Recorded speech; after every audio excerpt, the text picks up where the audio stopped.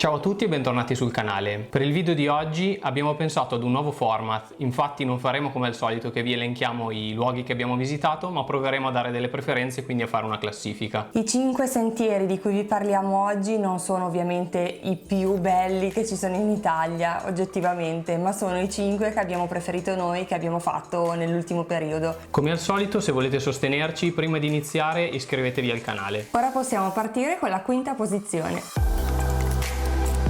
L'Abruzzo è la regione perfetta per chi ama il contatto con la natura e le escursioni. Tra i tantissimi trekking che si possono fare, uno di quelli che abbiamo amato di più è quello al rifugio Duca degli Abruzzi. Il percorso, tutto in salita, dura circa un'ora e ha un dislivello di 260 metri. Lì il panorama una volta arrivati in cima a 2388 metri è incredibile. Sarete a ridosso del Corno Grande e avrete una visuale unica su tutto Campo Imperatore. È proprio questo uno dei luoghi che più ci ha colpito durante il viaggio in Abruzzo dello scorso anno. Questo altopiano, posto a circa 2000 metri, è un susseguirsi di paesaggi mozzafiato. Tra gli immensi pascoli ondulati circondati dalle alte vette del massiccio del Gran Sasso, vi sentirete come catapultati dall'altra parte del mondo. Non a caso Campo Imperatore è stato soprannominato il piccolo Tibet. La sensazione di estrema libertà che abbiamo provato è ineguagliabile. Camminare in solitudine tra gli sconfinati prati o guidare tra le sue strade è stato bellissimo.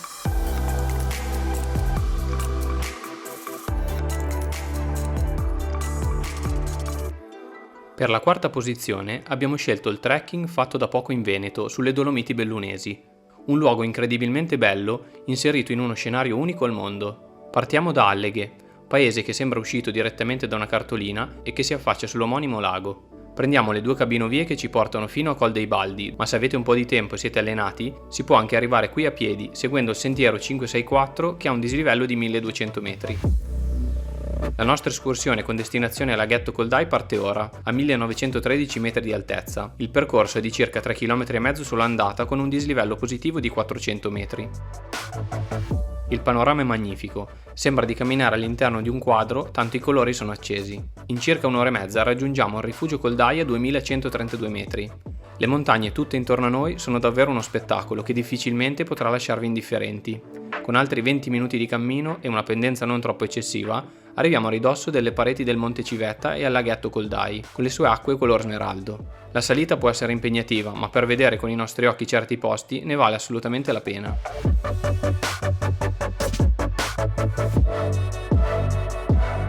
In terza posizione l'impegnativo ma meraviglioso Sentiero dell'Infinito, lungo 14 km con un dislivello di circa 900 metri, collega Porto Venere a Rio Maggiore. Partiamo la mattina molto presto da Porto Venere, dato che il tempo stimato per percorrere tutto il tratto è di circa 6 ore. Ma come al solito a noi piace andare con calma, per goderci il paesaggio e la natura al massimo, quindi già sappiamo che le ore diventeranno come minimo 8. La partenza è subito in forte salita, con una lunga scalinata che fiancheggia il Castello Doria.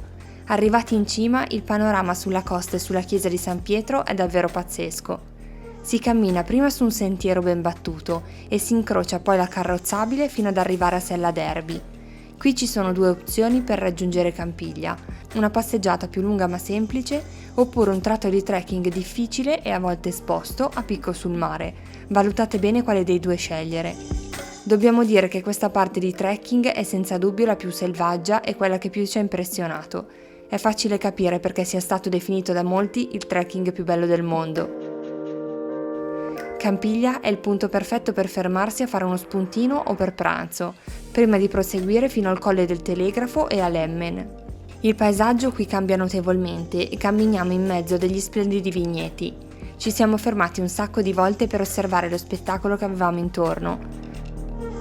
Camminiamo in questo scenario unico fino ad arrivare al santuario di Nostra Signora di Montenero. Finalmente vediamo Rio Maggiore, la nostra destinazione, e dopo una discesa parecchio ripida che ci porta in centro al Borgo delle Cinque Terre, prendiamo il battello che ci riporta a Porto Venere e ci regala una vista davvero splendida sulla costa.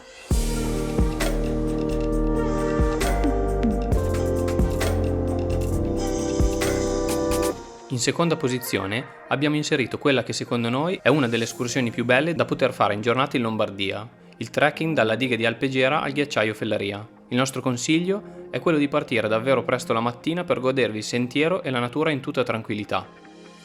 Il percorso è abbastanza lungo, tra andata e ritorno e le tante pause, tra cui il pranzo al rifugio Bignami, ci abbiamo messo circa 10 ore in totale. Il dislivello è di 1000 metri circa e in alcuni punti si cammina su grandi massi senza un sentiero. Per non sbagliarvi, seguite sempre i grandi pallini blu disegnati a terra. Il paesaggio in cui vi troverete è a dir poco eccezionale. La prima parte di salita si percorre tenendo il lago di Gera alla vostra destra, che con le sue acque azzurre vi regalerà uno spettacolo impagabile. Arrivati a Rifugio Bignami avrete già una splendida visuale sul ghiacciaio e da qui potrete decidere quale percorso intraprendere. Ci sono 3 diverse alternative del percorso glaciologico Marson. Noi abbiamo scelto il sentiero C, che in circa 3 ore ci ha portato al laghetto di contatto glaciale. Gli ultimi 40 minuti di trekking saranno i più impegnativi, si cammina solo su massi con una forte pendenza. Quando arriverete in cima, però, si aprirà davanti a voi uno scenario emozionante. Sedetevi e godetevi la grandezza del ghiacciaio Fellaria. È facile assistere a cadute di grandi pezzi di ghiaccio che causano forti boati e anche onde improvvise, quindi fate attenzione. Era la prima volta che vedevamo così da vicino un ghiacciaio e ci ha davvero impressionato. Siamo davvero felici di avere luoghi come questo così vicino a casa. Per noi, uno dei luoghi più suggestivi di tutta la nostra regione.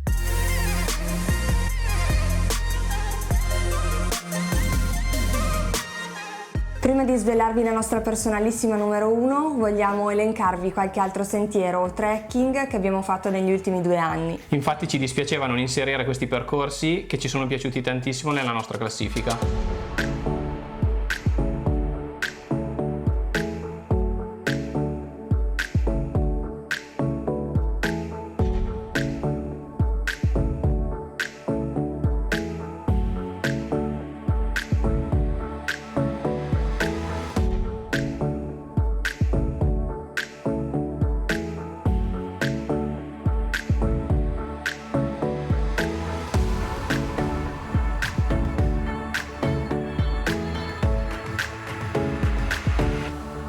Alle pendici della parete est del massiccio del Monte Rosa, in Piemonte, si trova la Valle Anzasca, che fin dal primo momento ci ha lasciato senza fiato con la sua bellezza.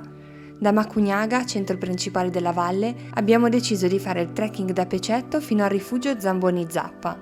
Potete prendere la seggiovia che vi porterà fino a Belvedere in circa 25 minuti e vi regalerà panorami davvero meravigliosi. In alternativa potete scegliere il sentiero di 3 km e 550 metri di dislivello che termina proprio all'arrivo della seggiovia. Arrivati a Belvedere, dopo un primo tratto nel bosco, si aprirà davanti a voi un panorama incredibile, quasi lunare. Attraversare a piedi il letto del ghiacciaio del Belvedere, formato ormai da quasi soli detriti, vi darà una sensazione stranissima, o almeno per noi è stato così.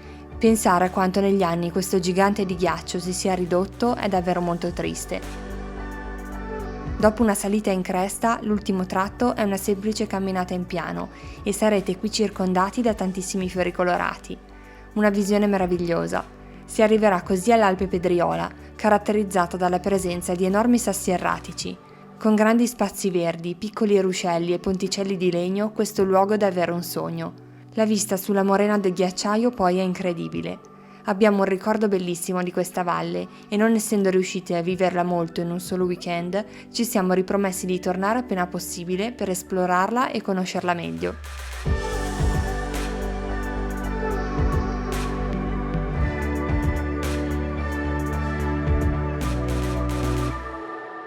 Grazie per essere arrivati alla fine del video, speriamo che vi sia piaciuto. Cosa ne pensate di questo nuovo format? Noi ne abbiamo già in mente un altro per la fine dell'anno. Siamo curiosi di sapere una cosa: se doveste fare una classifica dei sentieri più belli che avete fatto in Italia ma anche all'estero, quale sarebbe il numero 1? Scrivetecelo nei commenti. In ultimo vi lasciamo sotto in descrizione tutti i link ai video originali dove abbiamo menzionato per la prima volta i sentieri che avete visto in questo video. Come al solito, se volete sostenerci lasciateci un mi piace e iscrivetevi al canale, così non vi perdete tutti i nostri prossimi viaggi. Noi ci rivediamo tra 2 settimane con il prossimo viaggio. Alla prossima! Ciao! Ciao ciao!